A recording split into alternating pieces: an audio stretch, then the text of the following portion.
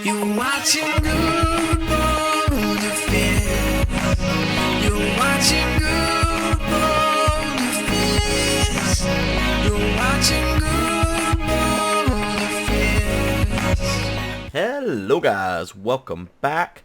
Another episode of MindCrack. As always, this is Jason. And today, we're starting new. And I would explain what exactly that means now. I just set the spawn. I had moved it out there to the burger. Because we were testing lag. And we were seeing if the spawn being at 0, made any difference. So now I've moved the spawn to right here. Once we determined that was not the case. I forgot to do that for quite some time. But we've kind of fixed the frame rate, it seems like. We've tried different things. Today at the meeting we had we tested removing this map, and that seemed to make a significant difference for some of the people. So it's really weird how one map can make such a difference for some people. But anyways, I am leaving this area completely. You know. So let me talk about things. I had planned on resuming my episodes earlier last year, towards the end of the year. If you guys will remember, we went to a charity event in Florida for Extra Life. You know, we did the MindCrack Marathon for Extra Life charity, and then we went to, you know, myself, Aurelian, Sevidus, Seth, I think that might be it. I'm probably forgetting someone. We all went to a charity event in Florida, and I got to see firsthand where the money has been going for Extra Life, and it really touched me more than I expected it to be honest. And so I left with a resolve on where I wanted to go forward with my episodes. He's out for a ooh. But I'll talk about it in a little bit. You know, a lot of people, I've read many of opinions that are formed without me ever saying anything, and the general consensus is that I am burnt out on Minecraft and I'm not doing it anymore. And meanwhile, I still have stuff like Space Chicken and stuff like that going. So those opinions are not based on any actual fact, and it's not the case. I'm not burnt out on Minecraft or anything like that. Though that said, I mean, you know, with anything that you've played as long as I've played Minecraft, you know, you're not as excited about it as you once were. So that part is somewhat true. I don't want to go to the top of this tower. This tower is very pretty. I wonder who made this. I am definitely out of the loop on what has been built and has not been built in the last couple months. So anyways, in my case, MindCrack has evolved many different ways over the last 4 years. If you're new to MindCrack in the last couple years, you may not even know, you know, how it all began. There's probably people that watch people play on the server that don't even realize that Season 1 was just me by myself, I would imagine. But that's beside the point. Well, it's not beside the point. That's really the start of the story. So that was Season 1, for anyone that doesn't know. MindCrack Season 1 is just me playing by myself. Then we go on to Season 2, and you know, slowly I start inviting people in. It starts off as a multiplayer server where I just invite my friends. Then I start letting some of my fans join me too, because I really wanted to be a part of a community, and the community feel like they were part of what they were seeing as well. So that was kind of my goal there, going into Season 2. And Season 2 and Season 3 are the two seasons that everyone kind of always talks about as the seasons they go back to and they feel the most nostalgic for. And I have a few opinions and beliefs on why that's the case, but you know, I do respect the fact that they are just my opinions. I do always find it a little bit funny when people say they don't want to do a single player Let's Play on a multiplayer server. Because in all actuality, that is what MindCrack was founded on. If you go look back and look at Season 3, that's what we were all doing. We were all making single-player LPs on a multiplayer server, and from time to time we would engage with one another. And to me, that is, you know, what made MindCrack successful, is that you weren't always forcing collabs down anyone's throat, the viewers and yourself, and at the same time, you had the option, and no matter what you were doing on the server, it was relevant to everyone else on the server, even if it was, you know, just a build that was just had aesthetic purposes. When someone's walking around and they see that, it adds some kind of content to their video. I've read studies where people get the same sort of feeling from seeing a structure on, like, if you're watching my video and I show you a structure by Vintage Beef, you get that same sort of feeling as if you've discovered something. Hello, the gems. Hi. Just reset the world spawn. I have a destination, by the way. All right. I guess I had traveled less than I thought I had. Thought I should have been closer to where I wanted to be, but I have not made it there yet. So anyways, that's kind of the history of MindCrack. I truly do believe that the community has shaped to some degree what MindCrack is. I know for a fact that within our internal discussions, I've heard people say, well, the community doesn't like that. The community does like this, based on, opinion that people have put forward.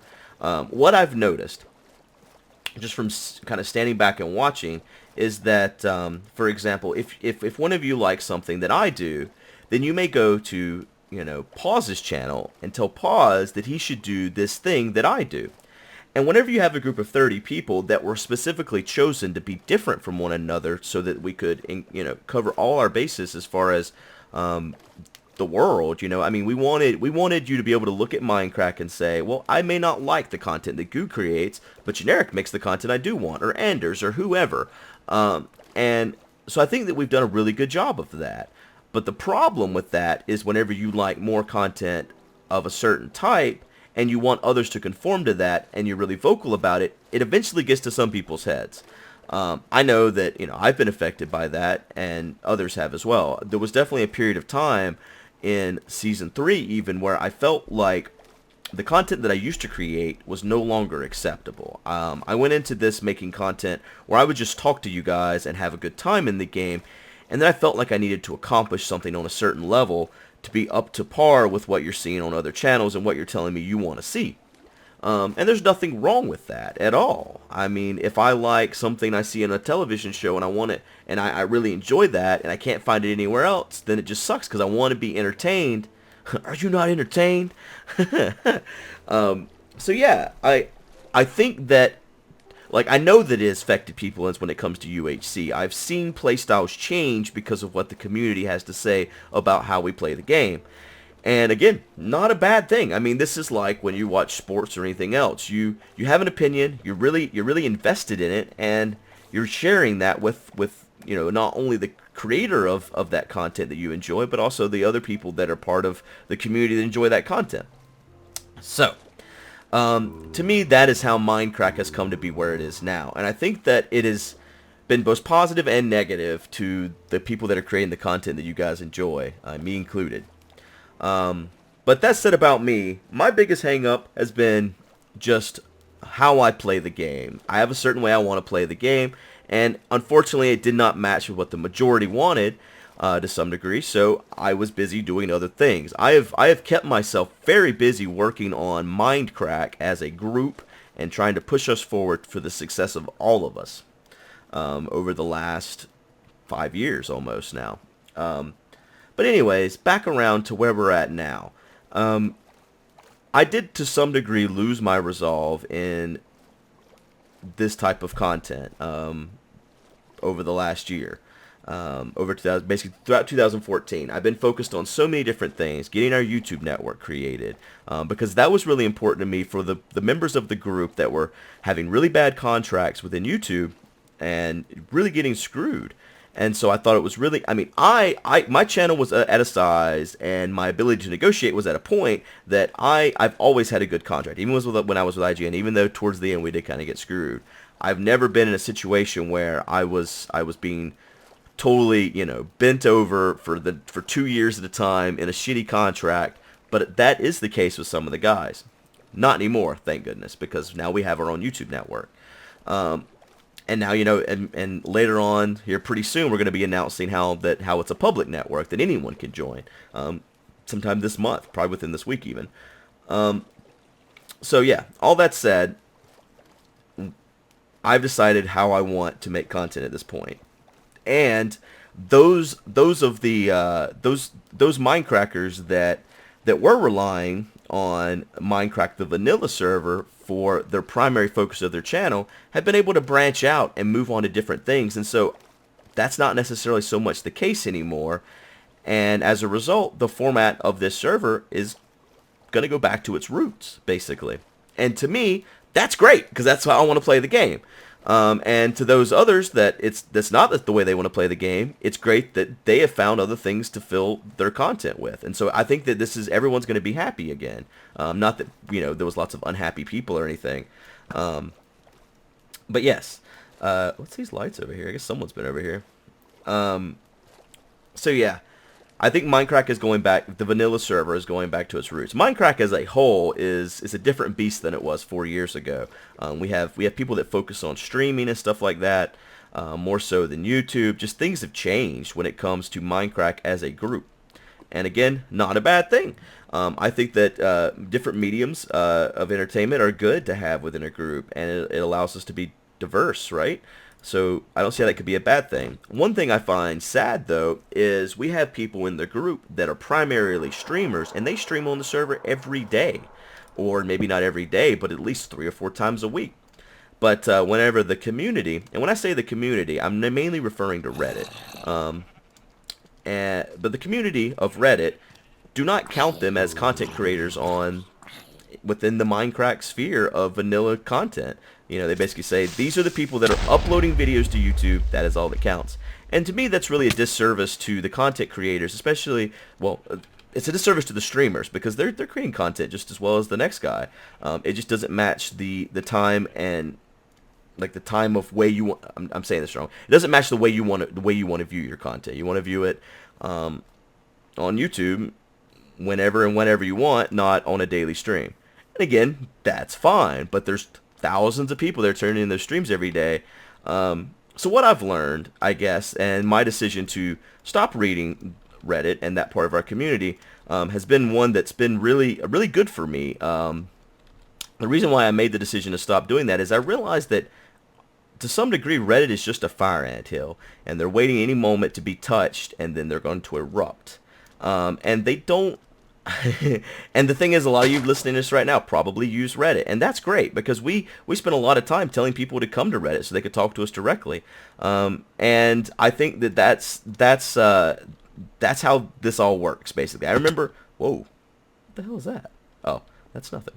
I remember a time whenever,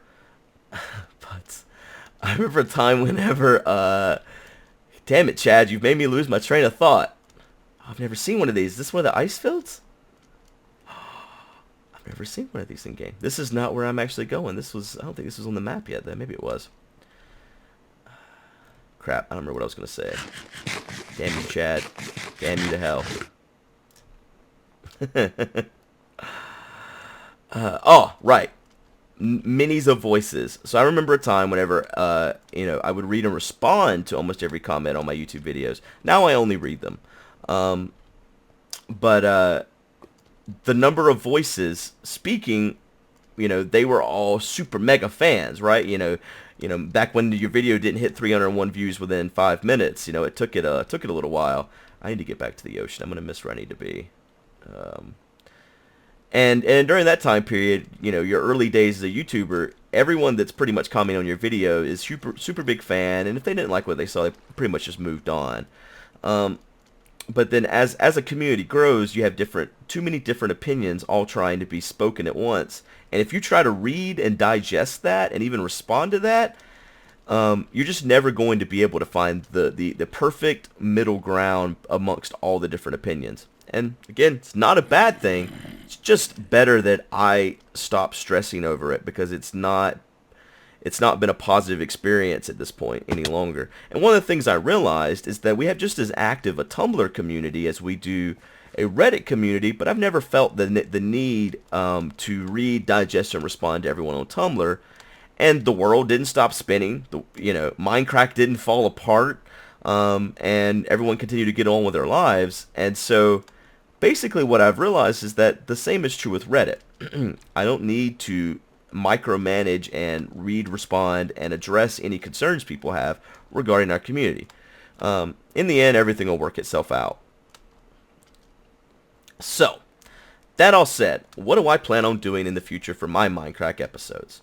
Now, at the start of this episode, I talked a little bit about early last year doing, or not early last year, late last year, it was October or November. I think it was November or October. One of the one of those months. Well, let me start over.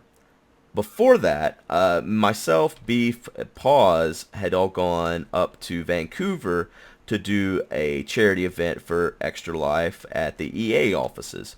And there we got to go out to the Vancouver Children Miracle Network Hospital and visit some of the kids, see the facility, and basically see where the money for this type of stuff is going.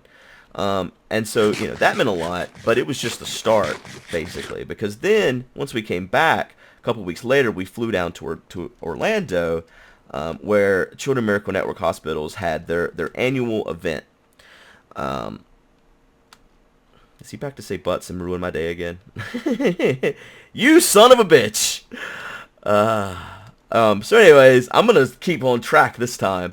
Annual event, and the money we had raised the MindCrack marathon was basically the prize pool for this gaming marathon we did, and 7 of us ended up winning it. So the money went to the Hawaii the hospital that he has there, the Children Miracle Network Hospital that he was playing for there in Hawaii. You guys we're gonna recognize this area soon. Well, we're not gonna recognize it, but it's gonna be my home, and I'm almost there. I'm sure of it. And it's one thing doing these 24-hour marathons and knowing the money's going to a good cause, but to actually spend time playing games with, chatting with, going to Disney and hanging out with these kids that the money goes to, it was very eye-opening. I've never been one that gets super sappy about this type of stuff, but it's changed my resolve in what I want to do with my channel. I've always had a lot of respect for what Kurt does with his Far Lands or Bust, providing money for Child's Play charity, and what I've decided I'm going to do for the future of my MindCrack vanilla episodes is something similar. I'm not going to walk to the Far Lands. I'm just going to make content. But I'm going to make that content for charity. And what I mean by that is in the description you'll see a link to my Extra Life page. I've set a goal of $10,000 right now. I'm hoping that we reach that easily. What I want to do is for every $500 I raise through my Extra Life campaign, I will make an episode of MindCrack. So this one's free. This one's on the house.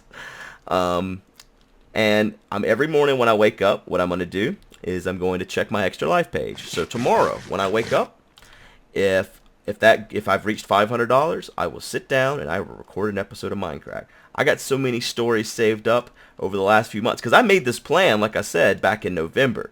So I've been planning this for a long time now. And you're probably thinking, well, why didn't you tell us? Well, the reason why I didn't want to tell anyone is because I know how our community gets about hype.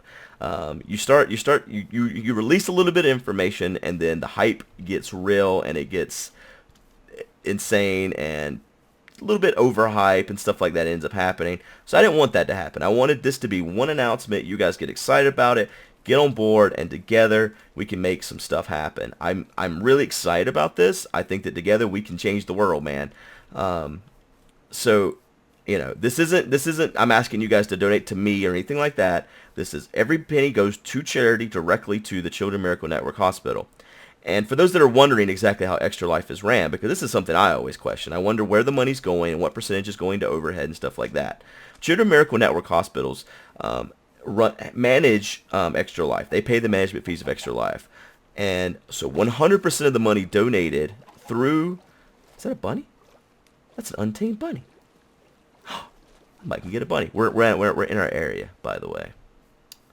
I've never seen it in person. I've only picked it out on the map. It's nothing but birch trees. I see what looks like. See up here, this is undiscovered on the map. This. Whoa! Did I bounce? The hell? Oh, there's bunnies everywhere. Bunnies everywhere.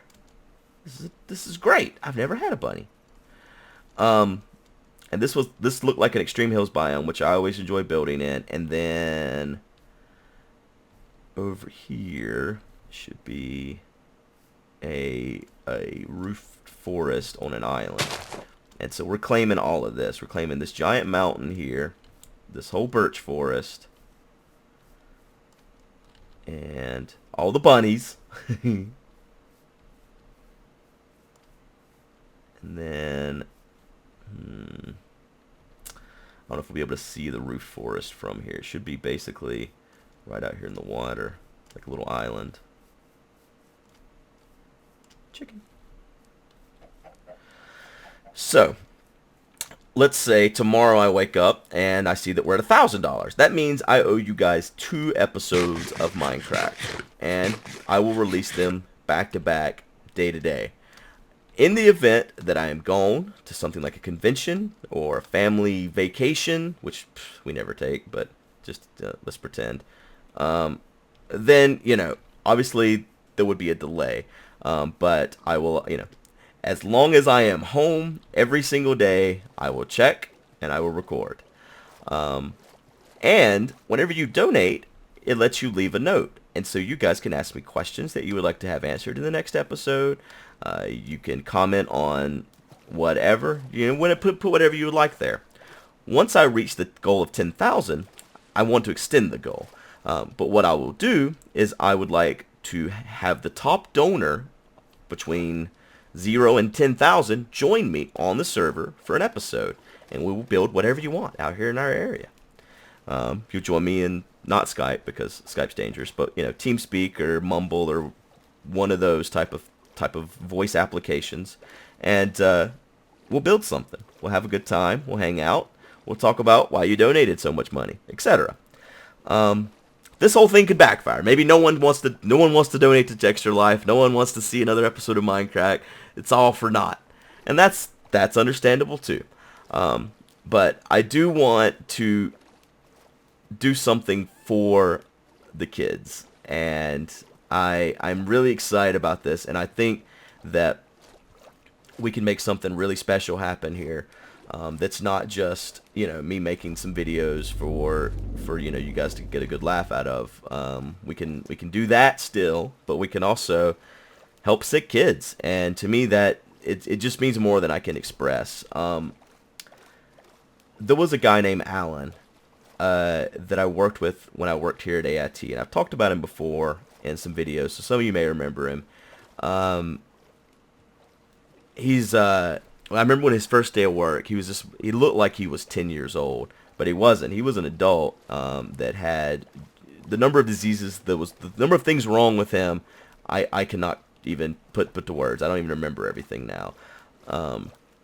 But he owed his life to the Children's Miracle Network hospitals. I did not know this at that time.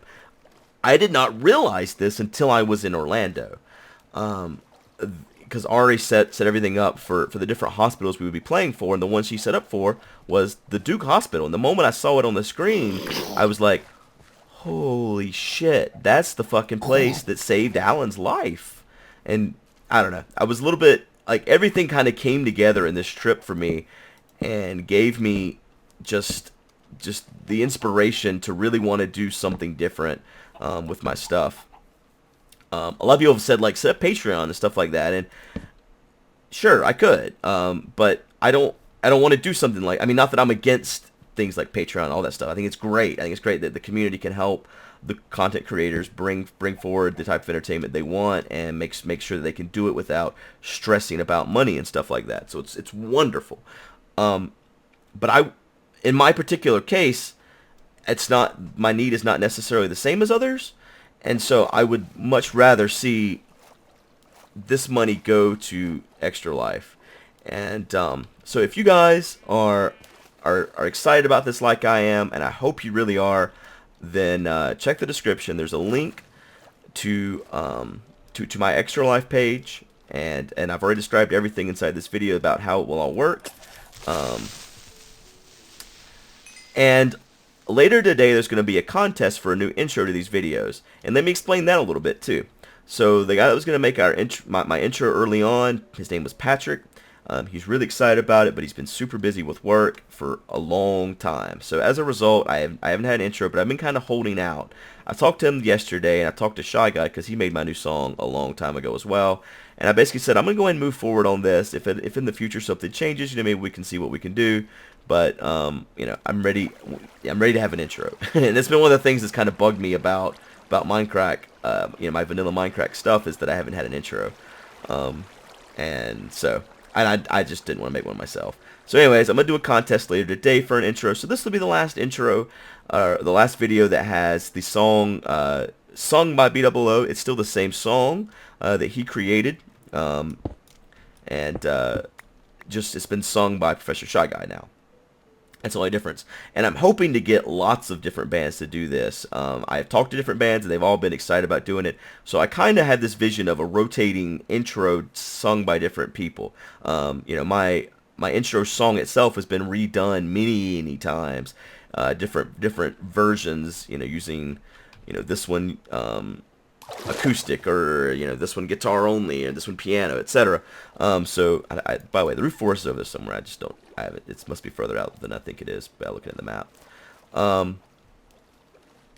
So yeah, that is what my plans are. I'm excited about it. I didn't want to release this information before when I went to PAX South and everything, because I knew I was going to be spending an extended period of time there to do my whole Texas documentary, if you will. I don't know what you really want to call it, but I'm going to call it that for now. All this area back here has been undiscovered on the map, so I don't know. We're basically generating new terrain right now. And I'm curious what there is here. I like this with the sand half up the mountain. So yeah, that's about it for me. I hope to make another episode tomorrow, but we'll see. I appreciate you guys for the support for the last 4 or 5 years, however you want to calculate it, and I hope that you guys are just as excited about this idea as I am. But we'll see. And either way, I appreciate you guys watching this, and I'll see you guys next time. Bye-bye. Alright, we're back, and I've got Generic B here as my test subject. That doesn't sound good. Alright, this thing right here is a player detector. Okay. Technically, if someone right-clicks on it, it detects that person. So could you right-click on it? Is it going to show my face on there? No. That would be awesome, wouldn't it? Yeah, it would. Well, you've already made this thing way better. All right, now technically it should do something when I right-click on it. So let's see. Stand still. Okay. There we go. Oh, look at that. There we have it. And now once you move off there, it'll put the floor back. Technically, you can't take them up, though, so they're only going to be for down transportation. But they'll only let me in. Just you? Yep, because I'm the only one that it recognizes when I right-click. That's why I needed someone to test to make sure it wouldn't work for anyone. Oh, dude, that is sick. Thanks then for your help. For are you going to have to move these guys back up every time? No. Once I get down here and I step off, I can hit a button and they'll go back up. It'll be the same thing as them coming down. Just I gotcha. I was just testing it now. But you can't ride them up, so unfortunately you have to fly out. But I still think that'll be okay. That is amazing. Alrighty guys, so we've seen it in action. Now let me show you exactly how it works. It's not that difficult at all. It's very simple. The only thing that was time consuming for me was learning how to operate this device here. And I'm going to have to move the setup for it. I forgot that the Redstone modem takes a block on the computer. I'm so used to it not taking a block on the turtles. Alright, let's exit out of its waiting. And let's look at the script. Now I've set the script on all of these as the startup script, and anytime you name a script on one of these guys startup, it's going to run when the computer starts up. And I was actually wondering the other night what happens if you leave